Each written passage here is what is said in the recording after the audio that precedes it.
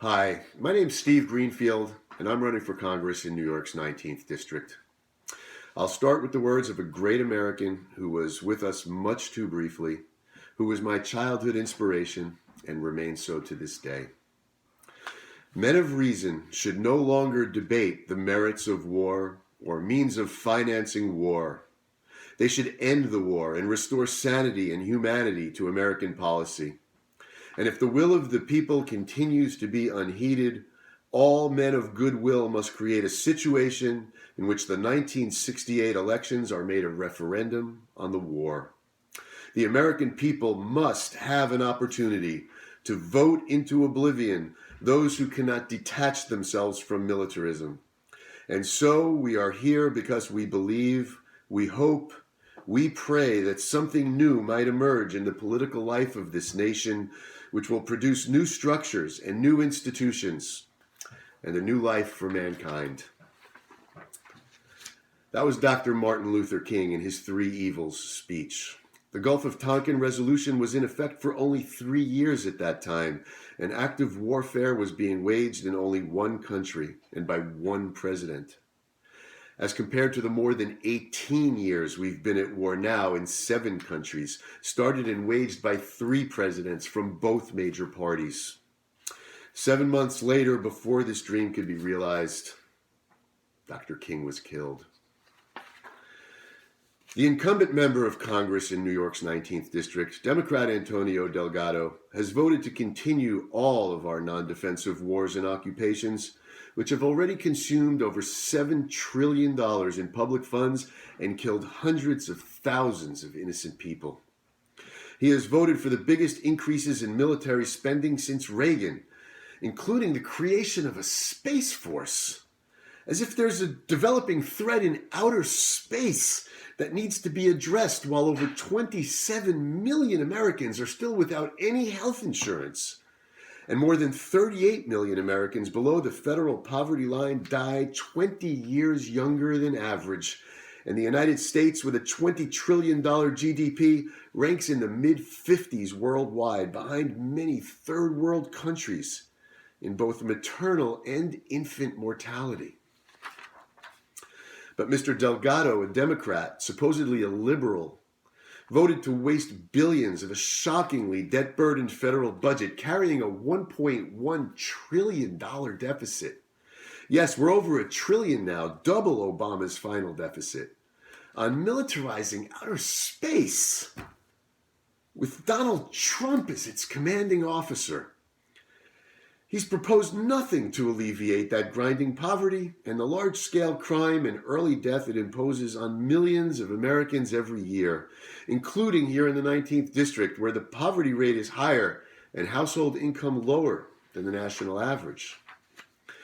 With global temperatures and American greenhouse gas emissions increasing, and wildfires, floods, and deaths of civilians and firefighters throughout America, including here in the 19th District, and worldwide rising alongside them, and with all honest scientists and reasonable people in agreement that significant action must rapidly be taken to transition to clean, renewable energy, Mr. Delgado just voted to approve the USMCA to replace NAFTA, despite it containing big tax breaks for fossil fuels, further delaying the arrival of a time when renewable energy could become cost competitive.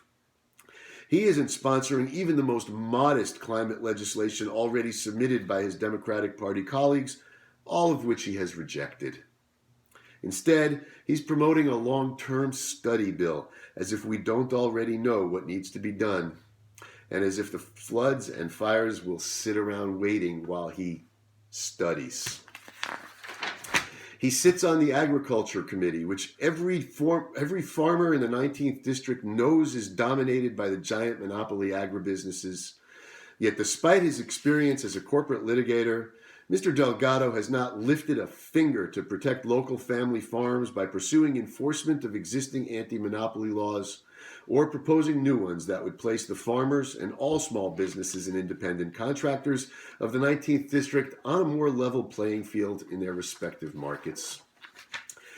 And he refuses to support even the decriminalization of marijuana, let alone legalization, thereby burdening counties and municipalities in the 19th District with organized crime, high law enforcement costs, denying a substantial commodity crop to our struggling agricultural sector, denying new tax revenues within the 19th District, and continuing the mass incarceration of minorities that destroys families and renders those in the system permanently unemployable, in many cases rotating for the rest of their lives between public dependency status and incarceration.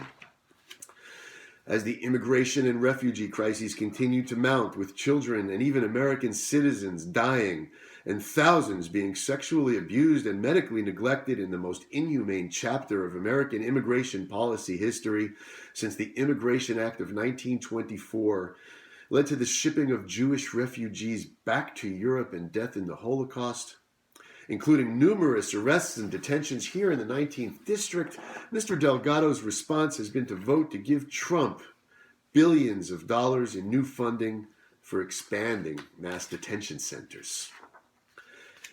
And at a time when public education is in crisis and wages and hiring of teachers and support staff are under historic downward pressure from tax caps and student debt, forcing talented young people not to pursue careers in education, Mr. Delgado continues to support Common Core, standardized testing, and has even taken up teacher union busting by traveling as a keynote speaker for one of the country's largest charter school lobbies. If you want to know how someone claiming to be a liberal and carrying a Democratic Party registration card can be doing all this, that's easy. Just look at his donor list. His top funding source now, as in 2018, is his former employer, the global corporate law firm Aiken Gump, which represents huge corporations and individuals in the 1%. His other top donors include the usual Wall Street giants like Goldman Sachs and Morgan Stanley. Antonio Delgado is their man on the inside, not ours in the 19th District. He spent $15 million moving here and achieving that in 2018, $9 million in his own fundraising, with the proportion of that coming from large donations among the highest in all congressional races, and the rest from PACs of unlimited wealth. He's in the midst of the same scale of fundraising and from the same sources for the 2020 election. And to remain in their service, not ours. Those corporate behemoths and non-defensive war tax profiteers we can't compete with, they're Antonio Delgado's biggest supporters. The 2018 19th District congressional race was the fourth most expensive in American history. That's not campaign support, it's investment. Donors like that get paid back with policy. Policy's not in the interest of the residents of the 19th District or anywhere except major corporate boardrooms. In light of that, and in the interest of the people and the economy of the 19th District, the United States and the world, and my own 3 children, I'm announcing my candidacy for Congress as an independent candidate on the Green Party line. In 2020, as Dr. King dreamed before he was silenced by an assassin's bullet, his voice and vision will be remembered, honored, and restored. There will be candidates who provide that referendum on war and on fossil fuels and denial of health care and mass incarceration of minorities and poverty and all forms of inequality and public and higher education and on the human and environmental destruction created by non-defensive militarism and monopoly corporate profiteering. This year, New York's 19th Congressional District will hold that referendum. These are universal human interests. They know no party or cultural boundaries and affect everyone. Towards that end, besides the Green Party ballot line, I will be seeking endorsements from people and institutions associated with all parties, no parties, and all small businesses, individuals, and demographic groups. But I will not accept one penny from Wall Street, from the fossil fuel industry, from war profiteers, from the private prison industry, or anyone else who profits from human suffering and environmental devastation, including their lawyers and lobbyists. The residents of the 19th District will be able to vote for a candidate who will owe allegiance to nobody but them. If I get elected, how I'll vote will be simple. Every bill will be subjected to the same standard. Is it constitutional? Is it good for the 19th District? Is it good for America? Is it good for the planet? And do we have an effective way to pay for it, including returns on investment? If the answer is yes to all of them, the bill will get my vote. If the answer is no to even one of them, my vote will be no. And no donor or party boss will have any influence over that whatsoever. This is the right time. It's always the right time to do the right thing. Join us. This is America, and our votes are not auctioned to the highest bidders. That's not what our founders, our abolitionists, and our labor, civil rights, peace, and environmental advocates struggled and died to bequeath to us. Voting is free, and so is volunteering to spread the message. If you want a level playing field for 19th District residents, agriculture, small business, and educational institutions, volunteer and vote for it. If you want clean energy and a sustainable future, volunteer and vote for it. If you want good health and long life, volunteer and vote for it. If you want restoration of communities and an end to mass incarceration, volunteer and vote for it. If you want affordable higher education, volunteer and vote for it. If you want humane immigration policy, volunteer and vote for it. If you want to restore sanity to our foreign policy and save millions of lives and trillions of tax dollars being wasted, volunteer and vote for it. If you want peace, vote peace. My name is Steve Greenfield, and I'm running for Congress. Log on to my website, stevegreenfieldforcongress.com, or contact me by email at greenfieldforcongress@gmail.com for further information and to find out how we can work together to start getting these dreams onto the floor of Congress.